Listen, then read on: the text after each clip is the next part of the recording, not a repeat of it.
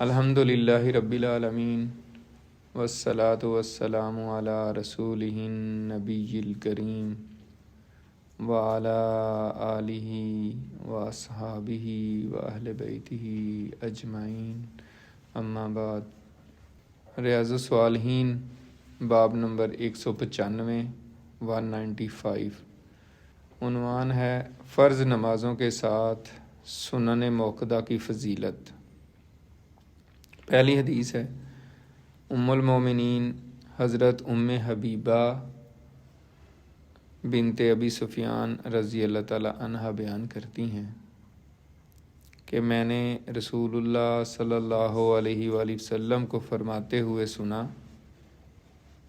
جو مسلمان بندہ اللہ تعالیٰ کے لیے فرض نمازوں کے علاوہ روزانہ 12 رکعتیں نفل پڑھتا ہے تو اللہ تعالیٰ اس کے لیے جنت میں گھر بنا دیتا ہے۔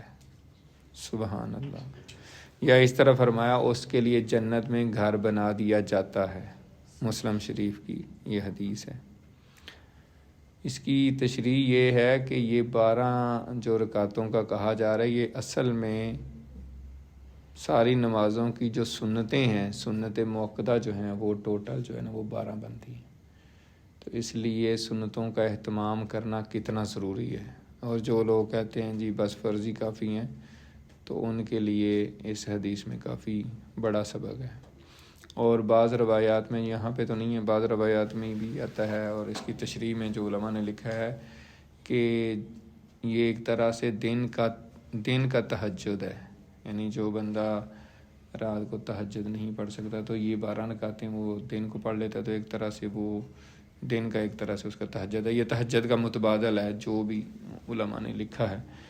تو اگر کوئی یہ سنتیں نہیں پڑھے گا تو پھر تو بالکل ہی وہ ہے، یعنی کہ بالکل ہی نقصان کا سودا ہے۔ اگلی حدیث ہے حضرت عبداللہ بن عمر رضی اللہ تعالیٰ عنہ سے روایت ہے کہ میں نے رسول اللہ صلی اللہ علیہ وآلہ وسلم کے ساتھ 2 رکعت ظہر سے پہلے اور 2 رکعت اس کے بعد اور 2 رکعت جمعہ کے بعد اور 2 رکعت مغرب کے بعد اور 2 رکعت عشاء کے بعد پڑھی۔ بخاری و مسلم کی یہ متفق علیہ حدیث ہے۔ یعنی اس میں حضرت عبداللہ بن عمر کا کہنے کا مقصد یہ ہے کہ یہ سنتیں جو ہے نا وہ سنت موقدہ ہیں۔ اس میں بعض ظاہر ہے تھوڑا بہت اختلاف بھی ہوتا ہے، جیسے ظہر سے پہلے 2 سنتیں بھی پڑھی جاتی تھیں، پھر 4 بھی پڑھی جانے لگیں، اس طرح کی ہے۔ تو اگر کسی کے پاس ٹائم کم ہو تو 2 بھی پڑھ سکتا ہے، ٹھیک ہے۔ اسی طریقے سے جمعہ کے بعد جو ہے نا وہ سنتیں جو ہے نا، یہاں انہوں نے فرمایا حضرت عبداللہ بن عمر نے کہ میں نے 2 رکعتیں پڑھی۔ اس کی تفصیل یہ ہے کہ مسجد میں اگر پڑھیں تو 2 پڑھ سکتے ہیں، گھر جا کے پڑھیں تو 4، اس طرح کی بھی روایات ہیں۔ اختلاف رائے ہے بعض چھوٹی موٹی چیزوں میں، لیکن اوورال حدیث یہاں پہ لانے کا مقصد امام نووی کا یہ ہے کہ یہ سنت موقدہ ہیں اور ان کا اہتمام کرنا چاہیے۔ اگلی حدیث ہے حضرت عبداللہ بن مغفل رضی اللہ تعالیٰ عنہ سے روایت ہے، رسول اللہ صلی اللہ علیہ وآلہ وسلم نے فرمایا، ہر 2 اذانوں کے درمیان نماز ہے، یعنی نفلی نماز ہے۔ ہر 2 اذانوں کے درمیان نماز ہے، ہر 2 اذانوں کے درمیان نماز ہے۔ تیسری مرتبہ آپ نے فرمایا، جو پڑھنا چاہے۔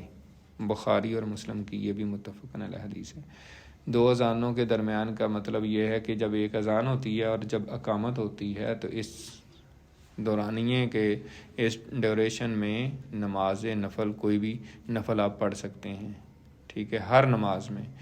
تو باقیوں کا تو عام طور پہ پتہ ہے، یا سنتیں پڑھتے ہیں تو اس میں وہ نفل بھی کمپنسیٹ ہو جاتے ہیں، یا علیحدہ سے بھی پڑھ سکتے ہیں۔ خاص طور پہ مغرب کی اذان اور جماعت کھڑے ہونے کے درمیان میں بھی 2 نفل ہیں، اور وہ بخاری شریف کی حدیث میں موجود ہے۔ بخاری شریف کی حدیث ہے، اس کا مفہوم یہ ہے کہ نبی پاک صلی اللہ علیہ وسلم نے جیسے ابھی فرمایا نا، جس کا چاہے مطلب آپ نے فرمایا کہ مغرب کی جماعت ہونے سے پہلے اذان کے بعد 2 نفل پڑھو، پھر آپ نے فرمایا 2 نفل پڑھو، پھر آپ نے فرمایا 2 نفل پڑھو، پھر تیسری دفعہ فرمایا کہ جو چاہے، تاکہ واجب نہ ہو جائے یا اس میں، تو وہ بھی ایک طرح سے نفل ہیں، لیکن آپ نے تاکید فرمائی۔ اور اس پہ جو ہمارے آج کے دور کے بہت ہی بڑے عظیم سکالر ہیں حضرت مفتی تقی عثمانی صاحب، انہوں نے بخاری شریف کی تشریح کی ہے، شرح لکھی ہے جس کو کہتے ہیں انعام الباری کے نام سے، اور وہ ہماری مسجد کی لائبریری میں موجود ہے، پڑھی ہوئی ہے انعام الباری۔ اس میں نے پھر ان کی بخاری شریف کی اس حدیث کی تشریح دیکھی تو اس پہ انہوں نے بھی یہی کہا ہوا ہے کہ جب اگر وقت ہو تو یہ نفل پڑھنے چاہیے، ٹھیک ہے۔ اگر کسی نے یہ بات دیکھنی ہو تو اس کتاب میں بخاری شریف کی جو شرح انعام الباری ہے اس میں دیکھ سکتے ہیں۔ تو آج کا یہی سبق ہے، اتنی احادیث ہی تھیں، تو اللہ تعالیٰ سے دعا ہے کہ اللہ تعالیٰ ہمیں جو ہے نا نوافل بھی پڑھنے کی توفیق عطا فرمائے، سنت مؤکدہ بھی اور نوافل بھی پڑھنے کی توفیق عطا فرمائے۔ جیسے کہ ہم پہلے بھی کہتے رہتے ہیں کہ سنتوں کے بعد نوافل بھی پڑھنے چاہیے۔ اس کا یہ فائدہ ہوگا کہ قیامت کے دن اگر فرض کم ہوئے تو سنتوں سے پھر سنتیں بھی اگر کم پڑ گئیں تو پھر نفلوں سے وہ پورے کیے جائیں گے، اس لیے احتیاط کرنی چاہیے اور پڑھنے چاہیے نوافل بھی۔